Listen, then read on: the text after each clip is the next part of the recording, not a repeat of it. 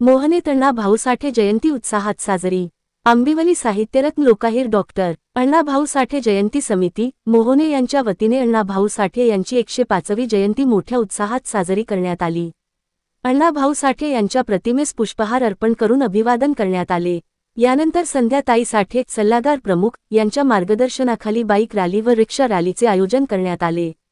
Rally दरम्यान नागरिकांना त्रास होऊ नये याची काळजी आयोजकांनी घेतली।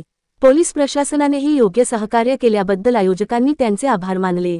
जयंतीनिमित्त लाडू वाटप करण्यात आले।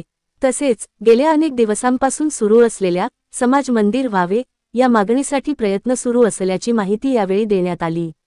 यावेळी कार्यक्रमाचे उपस्थित प्रमुख सल्लागार संध्याताई साठे, अध्यक्ष स्वप्नील साठे, कार्याध्यक्ष श्याम फुल्लरे, प्रमोद वाघमारे, उपाध्यक्ष सूरज वाघमारे, रवी उल्हारे, सचिव सचिन वाघमारे, संजय वाघमारे, संजय जगदाने, संजय पवार, अशोक पवार, प्रवीण वायदंडे, मच्छिंद्र रास्ते, संभाजी वाघमारे, मल्हारी चंदन शिवे, हेमंत वाघमारे, ओंकार वाघमारे व परिसरातील नागरिक व महिला वर्ग मोठ्या संख्येने उपस्थित होते।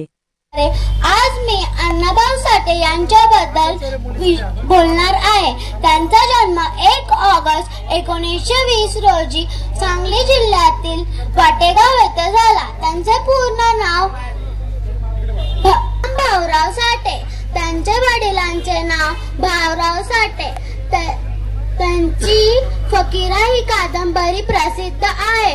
त्यांचे गाणे त्यांनी लिहिलेले गीत खूप अभिमानाने गायले जातात। माझी मैना गावाकडे राहिली, माझ्या जीवाची होती अकायली।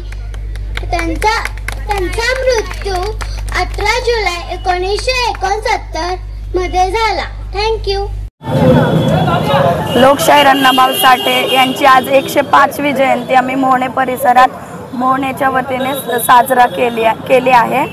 त्याबद्दल लोकशाहीर अण्णाभाऊ साठेंचा देखावा देखील आम्ही इकडे स्थापन केलेला आहे आणि मोहने पूर्ण परिसरात आम्ही बाईक रॅली आणि रिक्षा रॅलीचं आयोजन केलेलं आहे। त्यासाठी रिक्षा चालकांनी जो वेळ काढून रॅलीत सहभाग घेतला व सहकार्य केलं त्याबद्दल मी त्यांचे आभार व्यक्त करते व पोलीस प्रशासन यांनी देखील आम्हाला खूप सहकार्य केलं, त्यांचेही मी आभार व्यक्त करते। एवढं बोलून अण्णाभाऊ साठे यांच्या जयंती निमित्ताने आम्ही लाडू वाटपाचा कार्यक्रम इथं ठेवलेला आहे। साहित्यरत्न लोकशाहीर अण्णाभाऊ साठे यांच्या जयंतीनिमित्त आज या ठिकाणी आम्ही सर्व उपस्थित झालो। खऱ्या अर्थाने मातंग समाज हा खूप उपेक्षित राहिलेला आहे। आमची या ठिकाणी बऱ्याच वर्षाची मागणी आहे की मातंग समाजाचं एक समाज मंदिर व्हावं म्हणून, पण आतापर्यंत कुठल्याही राजकीय पक्षांनी किंवा सत्ताधाऱ्यांनी आम्हाला तशा प्रकारचं सहयोग अथवा आम्हाला तशा प्रकारचं योगदान काही दिलेलं नाही आहे, सहकार्य काही केलेलं नाही आहे। परंतु या ठिकाणी या जयंतीनिमित्त मी एवढंच सांगेल की संपूर्ण समाज आज या ठिकाणी एकवटलेला आहे। भविष्यात या सर्व ताकदीची राजकीय पक्षांनी सत्ताधाऱ्यांनी दखल घ्यावीच लागेल।